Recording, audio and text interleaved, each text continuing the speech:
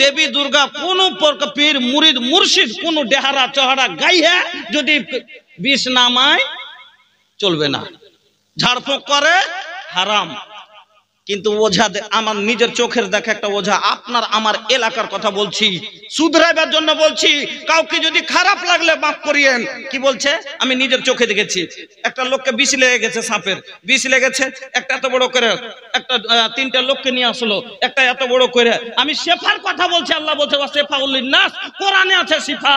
আর ওরা শিফা কিসে থেকে নিচ্ছি? আমি ওয়াজানের কারণে, অশিক্ষিতর কারণে, মূর্খর কারণে কার কাছে যাচ্ছি? কোরআনের কাছে যাই না, আল্লাহর কাছে যাই না, যাচ্ছি কার কাছে?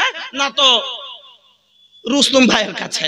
রুস্তম ভাই এসে 3টে গাঢ়া, একটা গাঢ়া খুঁড়ে দিলে, এত বড়টা গর্ত করে দিয়ে অতির পানি দিয়েছে, আর 5-7টা পানের পাতা দিয়ে দিলে, আর ওই বিষ লাগা মহিলাটাকে বসিয়ে দিয়েছে মুড়াতে, আর দিয়ে একটু করে দুধ ঢালছে আর দুয়া পড়ছে। দুয়া মাফ করবেন, ইউটিউব এতগুলো লেগে আছে, কিন্তু সমাজকে সুধারের জন্য কথা বলছি।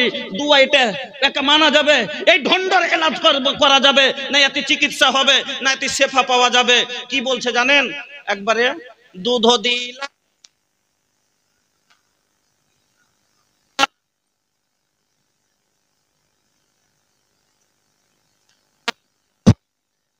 দুধ দিলাম দিলাম আরো দিলাম লাউয়ারে, বিষ নামিল রে দুধের পৈখরে।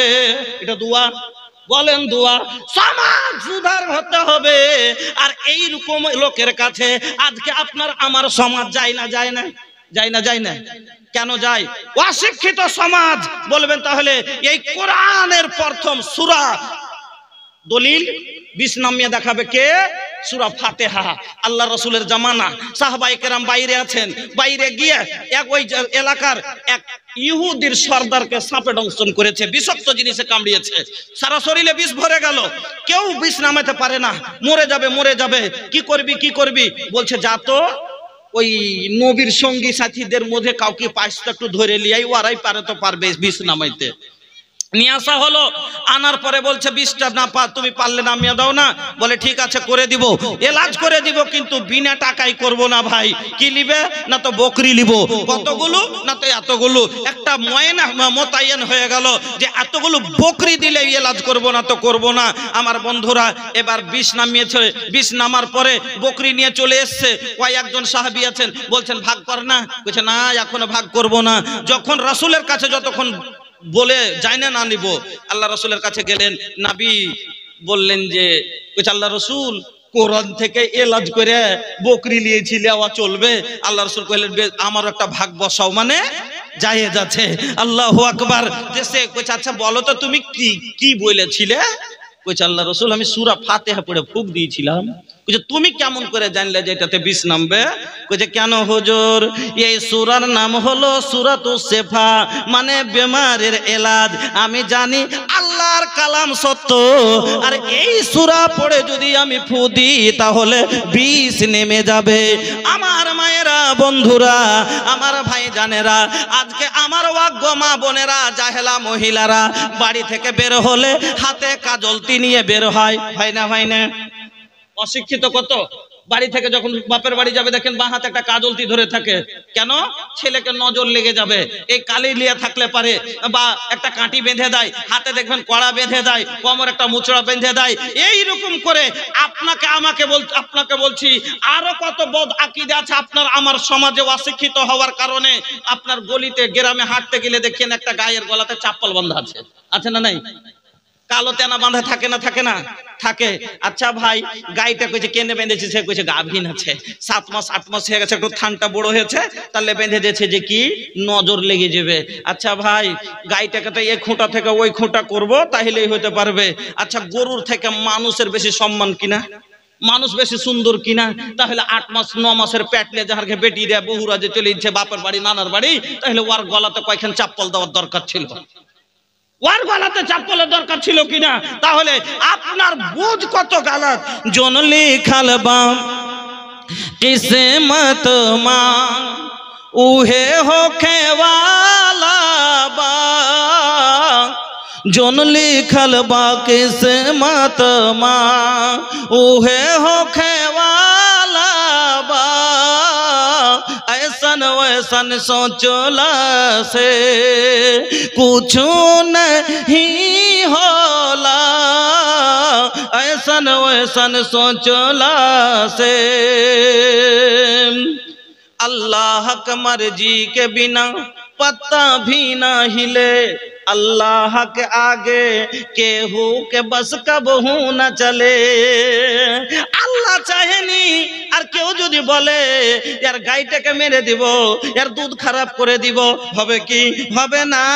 আল্লাহর নবী আব্দুল্লাহ বিন আব্বাস কে বলছেন, আব্বাস, আব্দুল্লাহ বিন আব্বাস একদিন আল্লাহর রাসূলের পিছনে সুয়ারিতে বসে আছেন, ছোট্ট ছেলে।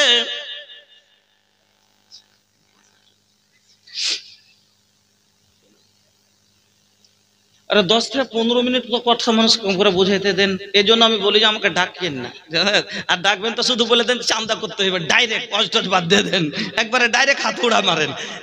যাক আলহামদুলিল্লাহ ভাই, যাক এতখানি তো কম করে দায়িত্ব মনে করছেন যে দায়িত্ব করতে পুরা করতে পারবে, শুকরিয়া আপনাদের, জাযাকুমুল্লাহ বারাকুমুল্লাহ হায়াকুমুল্লাহ।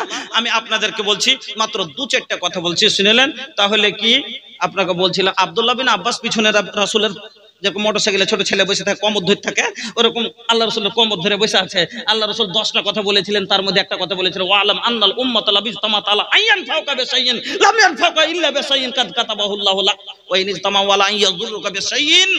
এই আব্দুল্লাহ বিন আব্বাস শোনো, সারা একটা লোকের যদি অন্য লোক চাহে যে লোকটাকে আমি বড় লোক বানিয়ে দিব, আর কিছু উপকার করব, আর তকদিরে যদি লেখা না থাকে, গোটা দুনিয়ার মানুষ যদি একজোট হয়ে যায় যে ওকে কয়ে বানিয়ে দিব, পারবে না। অতটুকু হবে যেটি ওর ভাগ্যে লেখা আছে।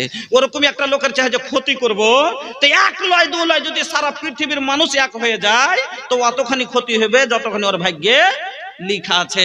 যদি আপনি বলবেন যে বলিস তাহলে খারাপ যে হয়েছে, ওটা আপনার ভাগ্যে লেখা আছে যে অমুকের দ্বারা আল্লাহ করাইবে, আপনাকে করেছে। বন্ধুরা আমার, আমি আপনাদের যেটা বলতেছিলাম, তাহলে এই নজর থেকে বাঁচার জন্য, আপনার বাচ্চা কাঁদছে, আপনার বাচ্চাকে নজর লেগেছে, নজরে বাদ হাত ঝাড়ার জন্য মোড়া বাঁধার দরকার নাই, কাজল তিলেওয়ার দরকার নাই, আর নেংটির তলে গাধো হবার দরকার নাই, গাধোই না আটা নেংটির তলে গোসল করাবার দরকার নাই। দরকার আছে সূরা নাস আর ফালাকের পড়েন, ফু দিয়ে দেন, আপনার ছেলে ভালো হয়ে যাবে ইনশাআল্লাহ। আপনার সন্তান ভালো হয়ে যাবে, কারণ আমার নবীকে বাঁধ মেরেছিল, আমার নবীকে লাবিদ বিন আসিম বান মারলো, আমার নবীর উপরে জাদু করেছে, নজর চালিয়ে দিয়েছে, আমার নবী রোগা হয়ে যাচ্ছেন, শুকিয়ে যাচ্ছেন, কিছুই বুঝতে পারে না। এই ঘটনাতে যারা নবীকে গায়েবদা বলে, তার মুখে থাপ্পড় মেরেছে এই কথাতে। কি আমার নবী যদি গায়েবদা হলে জানতেন না যে কে আমার উপরে জাদু করেছে? নবী অসুখ হয়ে দিচ্ছে, শুকিয়ে দিচ্ছে, বুঝতে পারে না, কি মাথা কাজ করতে করে না আর ভালো করে। এবার আল্লাহ জিবরিলকে পাঠালেন, যাও মুহাম্মদ খুব পরেশান আছে, যাও বলো যে লাউদ্দিন আসিম তোমার উপরে জাদু করেছে, আর অমুক কুয়ার ভিতরে এই পাঁঠাকে পুঁতে রেখেছে। তুলে আনা হলো, 11টা গিট মারা ছিল। এই 2 সূরাতে 11টা আয়াত আছে, একটা করে আয়াত পড়লেন নবী, একটা করে গিট খুলে দিলেন, নবী আমার সুস্থ হয়ে গেল। আপনার সন্তান সুস্থ থাকবে, কিন্তু এই সমাজকে শিখাবার লেগে অনেক সমাজ দরকার আছে ভাই, এই সমাজকে শিখাবার লেগে। এই জন্য নবী বললেন, আল্লাহ বলছেন, হালে আস্তাবিল্লাযিনা ইয়ালামুনা ওয়াল্লাযিনা লা ইয়ালামুন, শিক্ষিত আর অশিক্ষিত কোনোদিন সমান হতে পারে। আল্লাহ আরেক জায়গায় বলছেন, লাইসাল আমা কাল বাসির, যেমন একটা চোখওয়ালা লোক আর একটা কানা লোক, দুজন কোনোদিন এক সমান হতে পারে না। কেন একটা কানা লোককে যদি পায়খানা লেগে যায়, তাও কবে কোন দিকে গেলি বা, একটু লিয়ে চত। আর একটা যদি ভালো লোক হয়, ওকে যদি দিল্লিও যাওয়ার দরকার পড়ে তো দৌড়িয়ে একাই চলে যাবে, প্রয়োজন পড়ে না। একজন শিক্ষিত লোক হলো চোখওয়ালা, একজন অশিক্ষিত লোক হলো কানা। যেমন একটা কানা লোক কাঁটা থেকে বাঁচতে চাইলে বাঁচতে পারে না, খোঁজ থেকে বাঁচতে চায় যে আমাকে না লাগুক, কিন্তু লাগে যায়। গাঢ়া গর্ত কাদা পায়খানা পেশাব থেকে বাঁচতে চায় যে ও চায় তার পায়ে যাতে না লাগে, কিন্তু লেগে যায়। কিসের কারণে? দেখতে পায় না, তার কারণে। ওই রকমই একজন অশিক্ষিত লোক গুনাহ থেকে বাঁচতে চাইলেও বাঁচতে পারে না, তার কারণ হলো গুনাহ দেখতে পায় না, গুনাহ বুঝতেই পারে না। গুনাহ বুঝার লেগে গুনাহ দেখার মতো অন্তরের চোখ হওয়া দরকার, অন্তরে জ্ঞান হওয়া দরকার। এই জন্য এতটুকু শিক্ষা আপনার সন্তানকে দেন যাতে গুনাহ বুঝে লাই। আমার বন্ধুরা, কি বলবো আপনাকে, বলার অনেক কিছু উদ্দেশ্য নিয়ে বসেছিলাম, আপনাকে বলে যাই আল্লাহ রাব্বুল। দ্বিতীয় আর 1 মিনিট একটা কথা শুনেন, আল্লাহ রাব্বুল আলামিন এই কোরআনের মধ্যে ওয়াহদানিয়তের কথা, তৌহিদের কথা, তারপরে আপনার জান্নাত জাহান্নামের কথা, সব কথাই কোরআনের ভিতরে আল্লাহ বললেন। কিন্তু তার মধ্যে সবচাইতে আগে শিক্ষার কথা কেন বললেন? খালি এই কথাটা বুঝলেন, শিক্ষার কথা কেন বললেন? নামাজের কথা পরে, রোজার কথা পরে, হজের কথা পরে, জাকাতের কথা পরে, সব পরে। আগে আল্লাহ বলছেন ইকরা, পড়। পড়ার কথা কেন বললেন আল্লাহ? আচ্ছা ভাই, আপনি নামাজ পড়বেন, নামাজ পড়তে গেলে আগে পড়ার জরুরি আছে কি নাই? কেন? উজু শিখতে হবে, উজু করতে গেলে উজুর দোয়া শিখতে হবে। শিক্ষার দরকার পড়লো, উজুর দোয়া না বললে আপনি উজু করলে হবে? উজুর জন্য কয়টা সুন্নাত জানতে হবে, কয়টা ফরজ জানতে হবে, তারতিব জানতে হবে। তারতিব না জেনে যদি আপনি উল্টা পুল্টা উজু করেন, উজু হবে? ওই যে আপনাকে উদাহরণ দিয়েছিলাম যে একটা লোক নতুন নতুন মুসলমান হয়েছে, তখন ওকে উজু করতে বসে তো আমাকে উজু শিখা দিছে। তো উজু শিখতে বসে বসে তখন কেছে পহলে দোনো হাত কো পৌঁছু তাক ধোইয়ে, এখান থেকে ধুয়েছে, এটা বুঝতে পারছে। তারপরে এনারা ধোয় সব দিন জানে, তখন কেন সবাই হাতে হাতে ধোয় কোনো কাজ করলে? এবার বলছে 3 মর্তবা কুল্লা কিজিয়ে, কুল্লা সবাই হিন্দু মুসলিম বুঝে। তারপরে বলছে নাক মে পানি ডালিয়ে। এবার লাখেও জীবনে পানি দিয়েছে, যে জানবে কি করে পানি দেয়, ও বদনার লোল লাগিয়ে ঢালতে শুরু করেছে। তোকে ঢালা মোর, আচ্ছা বল, যদি এরকম করে দেয় বাঁচবে লোকটা? তাহলে না জানার কারণে মরবে না? মরবে না। এবাদত যাই না করতে হবে, না হলে এবাদত কবুল হবে না।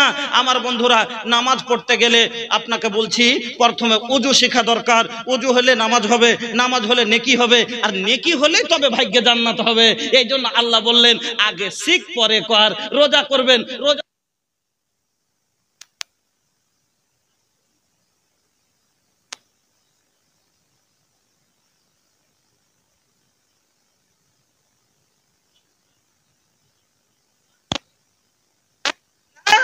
তাহলে শিখতে হবে।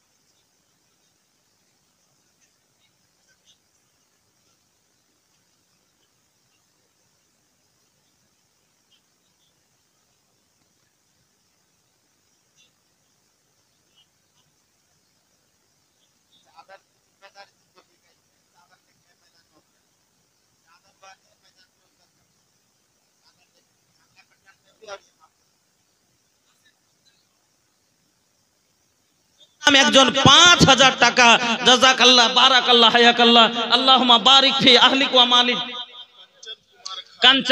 কাঞ্চন কুমার,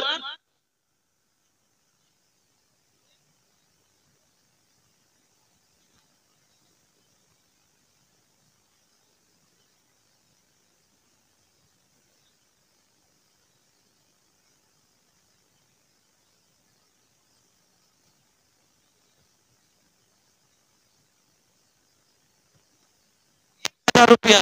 আল্লাহুম্মা বারিক লাহু ফিমা রাযাকতাহুম ওয়াগফির লাহু ওয়ারহামহু। আয় আল্লাহ, তুমি কবুল করো, হায়াতকে দারাজ করো।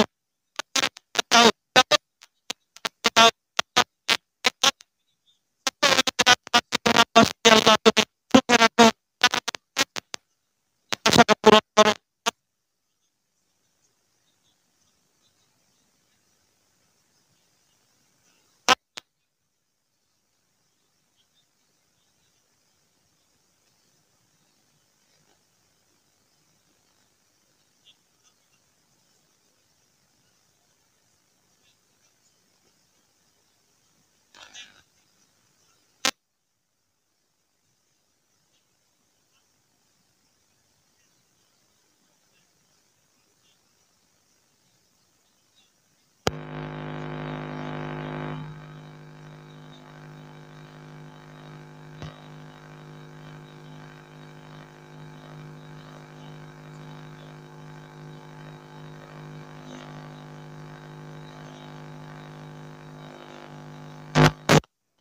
বন্ধুরা আমার, আপনারা গ্রামবাসী এলাকাবাসী আলহামদুলিল্লাহ সবারের মাঠে মাঠে ভুট্টা দানার ওপরে আসতে শুরু হয়েছে।